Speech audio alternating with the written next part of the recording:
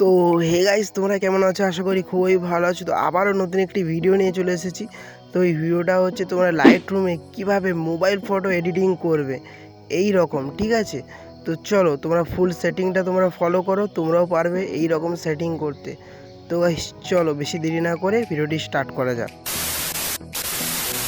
তো গাইস এর জন্য আপনাকে সর্বপ্রথমে একটি অ্যাপ্লিকেশন ডাউনলোড করে নিতে হবে, লাইট রুম নামক একটি অ্যাপ্লিকেশন। সেটা গুগল প্লে স্টোরে তোমরা পাবে না, তোমরা ক্রোম ব্রাউজার থেকে পেয়ে যাবে, না হলে আমার এই ভিডিওর ডিসক্রিপশন বক্সে আমি লিঙ্ক দিয়ে দিব, সিম্পলি ওইখান থেকে তোমরা ডাউনলোড করে নেবে।